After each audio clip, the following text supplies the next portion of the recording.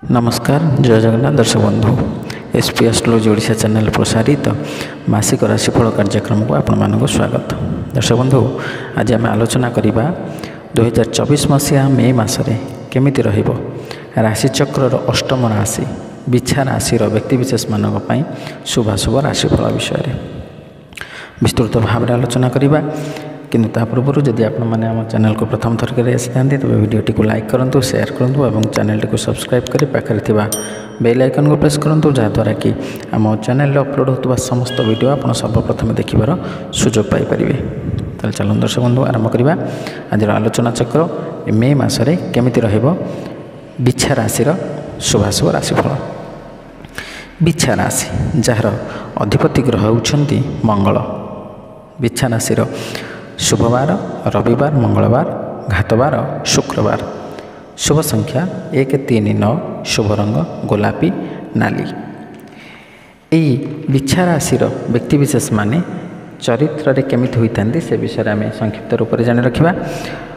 ये बिछा राशि जात व्यक्ति परर अनिष्टकारी क्रोधी विद्वेषयुक्त कलहप्रिय विश्वासघातक मित्रद्रोहयुक्त विचक्षण असंतुष्ट राजपूज्य अन्यर कार्य विघ्नकारी शुभ लक्षणयुक्त गुप्त पापकारी विक्रमयुक्त बहुभृत्य और चतुर्दिगरे बंधुयुक्त और दुर्भाग्ययुक्त होइथांती।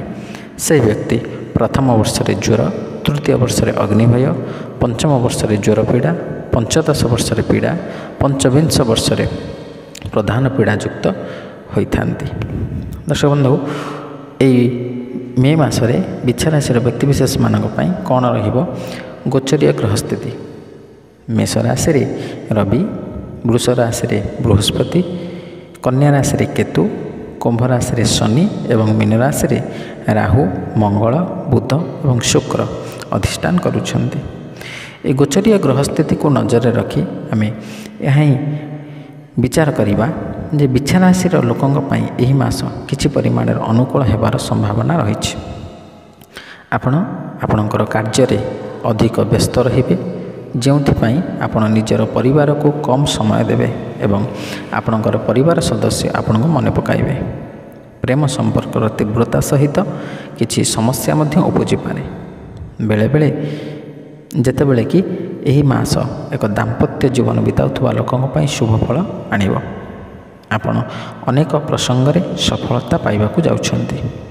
आपणकर आय वृद्धि पाइब, स्वास्थ्य समस्या होई पारे। विदेश भ्रमण करिवार स्वप्न पूरण हेबार समय आसीछि। चाकरी करुथुवा लोकों पई परिस्थिति भल हेबो। एहा व्यतीत जो माने व्यवसाय करुछंती सेमाने मध्य भल खबर पाइबे। छात्र छात्री माने शिक्षा क्षेत्र रे बाधा विघ्नर सम्मुखीन होई पारंती। दर्शक बंधु जो दुईटी ग्रह को नहीं आम साधारण भाव में आलोचना करती बा गोचरीय राशिफल को विचार करते से दुईटी ग्रह होती बृहस्पति और शनि। जो दुईटी ग्रह आपण बृहस्पति होती सप्तम और शनि चतुर्थ।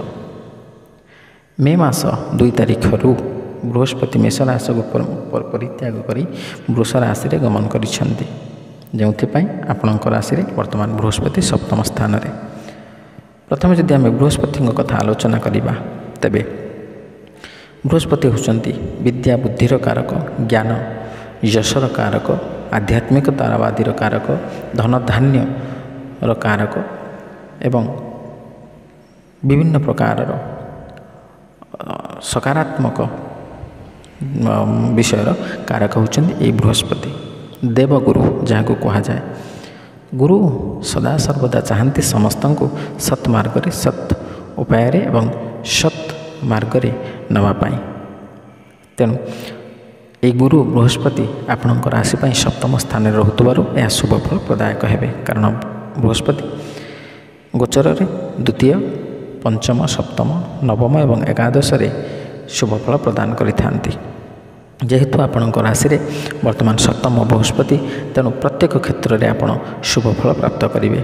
धन धान्य प्राप्ति एवं जश कीर्ति आपण प्राप्त करेंगे। आपण सम्मानित हेबे। उच्चपदस्थ कर्मचारी जदि आप कर्मक्षेत्र अच्छा उच्चपदस्थ कर्मचारी सम्मानित हेबे।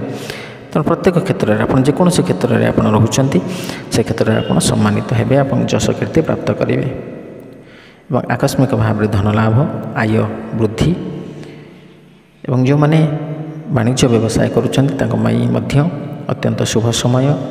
ଆକସ୍ମିକ ଭାବରେ ଆୟ ବୃଦ୍ଧି ପାଇବ, ଧନ ଲାଭ ହେବ ଏବଂ ଯେଉଁମାନେ ସେୟାର ମାର୍କେଟରେ ଅର୍ଥ ବିନିଯୋଗ କରିଛନ୍ତି ସେମାନେ ମଧ୍ୟ ଭଲ ରକମର ଅର୍ଥ ପ୍ରାପ୍ତ କରିବେ ଏବଂ ବିଦ୍ୟାର୍ଥୀମାନେ ପାଠପଢ଼ା କ୍ଷେତ୍ରରେ ଆଗ୍ରହୀ ରହିବେ, ପାଠପଢ଼ାରେ ମନ ଦେବେ, ମନୋନିବେଶ କରିବେ ଏବଂ ପରିଶ୍ରମ ଅନୁସାରେ ଫଳ ମଧ୍ୟ ପ୍ରାପ୍ତ କରିବେ।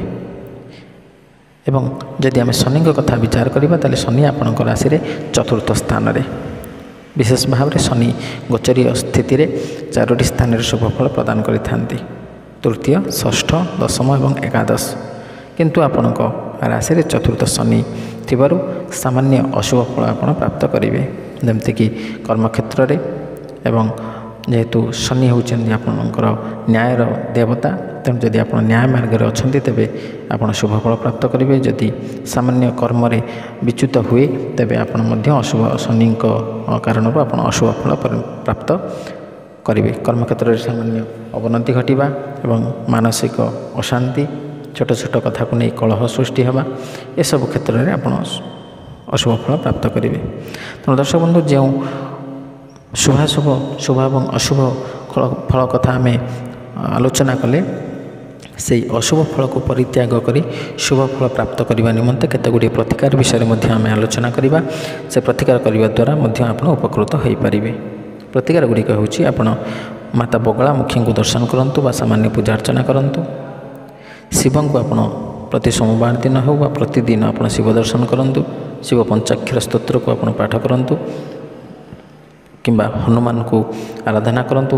ମଙ୍ଗଳବାର କିମ୍ବା ଶନିବାର ଦିନ ହନୁମାନଙ୍କୁ ଦର୍ଶନ କରନ୍ତୁ ବା ହନୁମାନ ଚାଳିଶା ପ୍ରତିଦିନ ସ୍ନାନ କରିବା ପରେ ପାଠ କରନ୍ତୁ କିମ୍ବା ପ୍ରତିଦିନ ଆପଣ 27 ଥର ସ୍ନାନ ପରେ 27 ଥର ଏବଂ ହନୁମତେ ନମଃ ଏ ମନ୍ତ୍ରକୁ ମଧ୍ୟ ଆପଣ ପାଠ କରିପାରିବେ ବା ଜପ କରିପାରିବେ।